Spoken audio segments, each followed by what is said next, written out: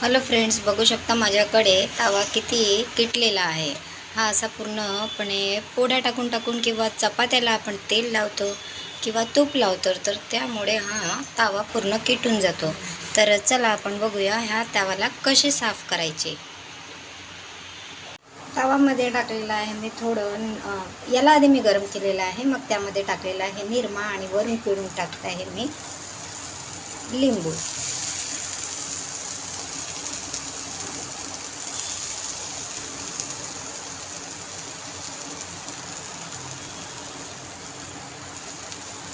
ही process थोडं जेव्हा तवा आपला गरम असतो ना तेव्हाच करायची असते।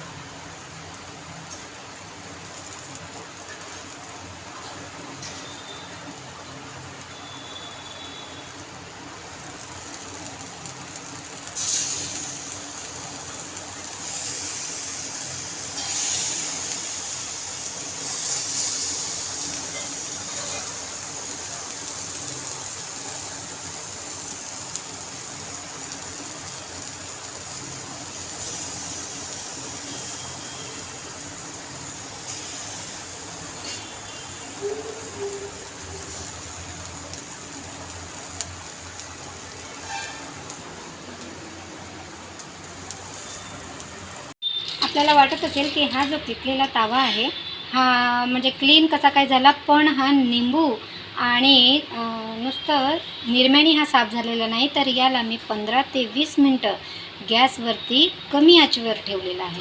त्यानंतरच हा तवा आहे ना पूर्णपणे क्लीन झालेला आहे।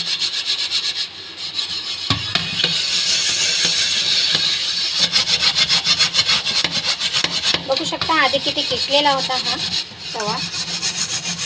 मला तर वाटायचा हा तवा आहे ना विकून टाकायचा आणि दुसरा आणायचा, पण मी म्हटलं नाही, क्लीन करायचं म्हणजे करायचं।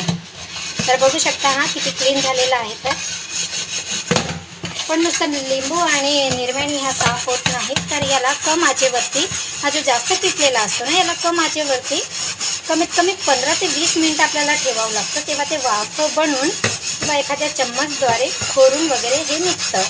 तर बघू शकता हा किती क्लीन झालेला आहे। तर मी वॉश करून दाखवते तुम्हाला।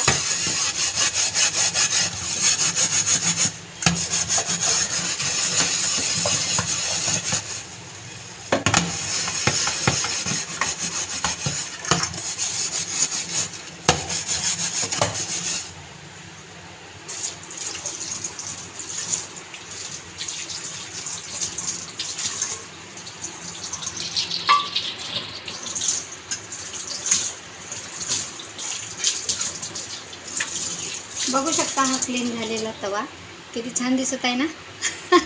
आधी हा खूप किटलेला होता आणि आता तरी छान, आणि पोळ्या पण यावरती खूप छान पांढऱ्या शुभ्र बनणार आहेत।